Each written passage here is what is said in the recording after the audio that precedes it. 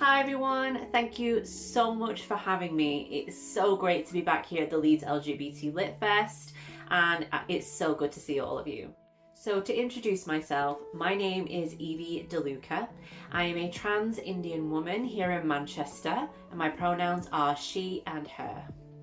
I am the author of Tainted Beauty, the memoir of an authentic creation, which is a story about my life and my experiences as a trans woman who grew up in the 90s and early 2000s in a Muslim community, and what my experiences were like at that time when going through my transition. So make sure you get yourself a copy of it. I am also the author of the sequel to Tainted Beauty, which is called Yvolved, the memoir of a Tainted Beauty. And I'm so proud of this book because it really opens up my story, and I get the chance to really talk about issues that I either briefly talked about in the first book or I just didn't get a chance to talk about at all. And I'm really happy that I'm able to continue my story and really talk about issues that are really important to me and what I feel a wider audience should really know about when it comes to a trans person of colour and what our experiences are like. So today I'm going to be reading you a part of my second book, and I'm really excited to do so. So before we get started, let's just address probably one of the first things you thought, which is, what is all this about? What's all this beauty about? Well, let me tell you. I am also known as the BollyWitch, which is my performance art persona, and I created the BollyWitch because I felt that there was a huge need for South Asian representation in the arts, and I just basically said to myself, Evie, if you don't see it, why don't you do it? And that's exactly what I did. And during lockdown, I created a lot of digital performances and was part of a lot of shows. And as a result, the BollyWitch really grew and evolved, pun intended. And I really am proud of how the BollyWitch has really grown. And in my second book, I've expanded on how the BollyWitch was created and the history behind it and my experiences. And that's exactly what I'm going to be reading for you today. And I thought, well, why not dress up as the BollyWitch and give you a little taster, and you can, see if you like it. Of course you're gonna like it, but you'll always want more. So I thought I will serve that today for you. So let's just get cracking and let's read some of my new book, Yvolved. So this part of my story is called A BollyWitch Tale, and in this section of my book, I really wanted to open up about my experiences with religion and with witchcraft and me being a practicing witch, and how I really came to accept and love the side of me that is very spiritual, and how I came to that realization. And this particular section of my book, I really wanted to just really talk real. I really wanted to just not sugarcoat things or talk in bumper sticker. I really wanted to explain my feelings at a particular moment in my life at that time, which was when a Wiccan Sabbath was coming up, one of my favourite Wiccan Sabbaths. And I really wanted to just purge my feelings and be really open and raw. So here we go. Manchester 2020. Almost 4 months into lockdown, and I was beginning to lose my mind. I was no stranger to being forced to stay at home, especially after spending months with a nephrostomy tube coming out of me when I almost went into renal failure. But this was very different. It wasn't too long ago that I had performed for the first time as the BollyWitch, which led to another opportunity to perform a month later. Then everything changed, not just for me, but for the whole world. A massive shift in how we functioned in life forced so many people to adapt to a difficult and different way of living. I sat at my altar, ready to start my midsummer ritual to celebrate Litha. This particular Sabbath was one of my favourites. Litha celebrates the summer solstice, or the longest day of the year. The sun is at its peak, and from that point on, the days gradually shorten towards the end of the year as the sun sets earlier each night. Litha also celebrates the abundance that comes from planting what you want to grow and seeing it flourish. Like most crops, they are then harvested to provide a form of sustenance.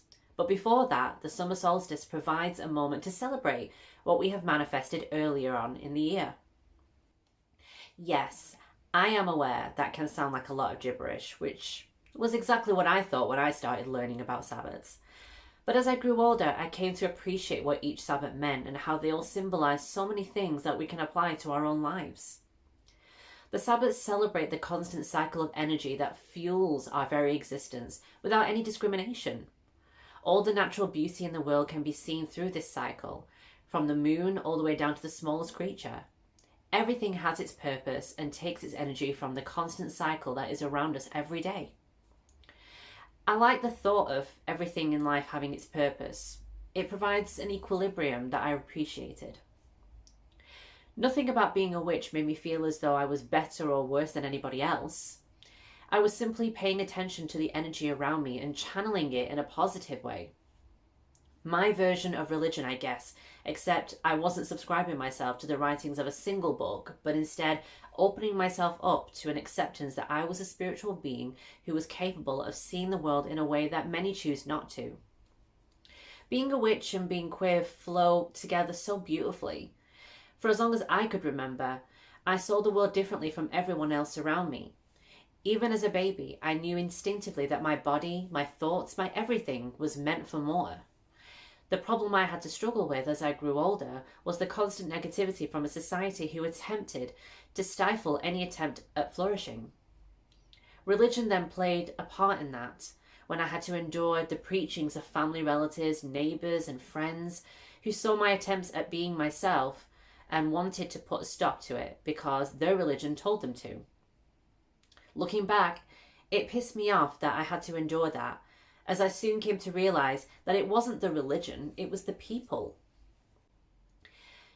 Being trans felt very much the same. We too are persecuted by those who want to be the only ones, the standalone, the cookie-cut perfect stereotype of what a human being should be. A witch can see how the world is more than what society is fed to believe, and trans people are exactly the same. We see how the gender galaxy expands vastly and isn't restricted to a binary that has been force-fed to us all since birth. I mean, did anybody else think it was weird when you were little that there was always that one creepy uncle who asked you if you had a girlfriend or boyfriend, despite the fact that you were a 5-year-old? Well, I did. It's crazy that even at such a young age, I was made to believe that I had to have a girlfriend because that's what boys do. I was sick of playing by rules to a game I didn't even want to play. When it comes to being a witch, my beliefs are exactly that, mine. If I believe in it, that's all that matters. I don't expect others to follow me or think that I am judging them because they don't live life in the same way that I do. People that use religion to preach their beliefs are forgetting that a religion is what you subscribe your life to. Therefore, you choose to believe whatever you want because it's your religion. I am a witch, but I'm not going to start knocking on people's doors trying to convert them. I am trans, but I'm not going to stand outside TK Maxx with a microphone and shout at people for not being trans. I wanted to be able to focus on my own abilities and the power of magic when you tap into what the world is made of and take what you need, then giving something back. For so long, I've had a predisposed view when it comes to religion. Through the years, I saw just how being a Muslim can be such a wonderful thing, but by that point, I had become so alienated from anything that resembled my culture that I had no interest in religion. One thing that always stayed with me since I was a child was being a witch. I always felt connected to something that felt so much bigger, yet never intimidating.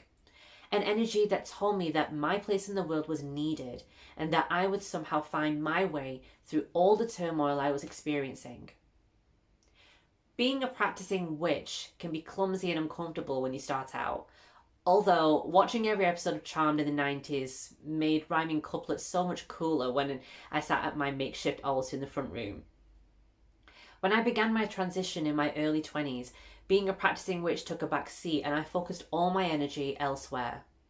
As a result, I lost touch with my spiritual side and spent all my time facing the reality of being trans and having to cope with all the obstacles life threw at me. With that said, I never let go of my belief that I was meant for greater things and that I was capable of so much. My energy, my vibration could make real change. In some ways, I traded in my altar and instead used my transition as a way of focusing my energy on a singular goal.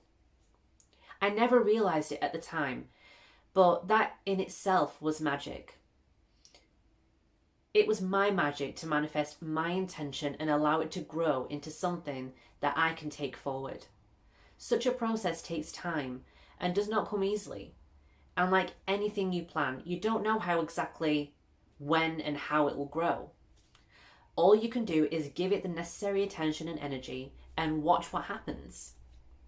My transition was a magical experience for me as I manifested my intentions and gave myself the time to grow into the person I knew I wanted to be. Letha very much encapsulates the essence of my transition, which is why it's one of my favourite Sabbats. Thank you so much for taking the time to listen to my book reading. I'm so passionate about everything that I do, and Yvolved is so important to me because it covers, like I said, so many different topics, including being a witch, being a performer, different things that happened to me when I was going through my transition, and it delves really deeply into my family relationships, one in particular, but you'll have to read to find out who. And I really feel that putting this body of work into the world, it really will change the world, even if it's just in a little way. It's my way of putting something out there to let people know that, you know what, it's fine to be you 100%. It's not only fine, it's necessary. We need you to live your authentic creation, because in doing so, you're putting so much more beauty into the world, and that's exactly what we need, especially when you look at how society is always coming for us. You know, we want to make sure that we can fight back, not with violence, not with hate or negativity, but with beauty and positivity and light. And I know that sounds really wishy-washy, and I'm trying not to speak in bumper sticker because I did promise you I wouldn't do that. But this is real talk. I'm talking real right now. I want to make sure that I see a lot more people being who they are and being so unapologetic about it. And if this body of work and if Tainted Beauty can help you achieve that and help you on your road, then you know what? It's just all worth it. So thank you so much for taking the time to sit down with me and listen to what I have to say. I really, really appreciate it. Please make sure that you check out my social media at Yvolved on Instagram, Facebook, and Twitter, and I would love to hear from you. And like I say, make sure that you get a copy of my book, Tainted Beauty and Yvolved. See you later.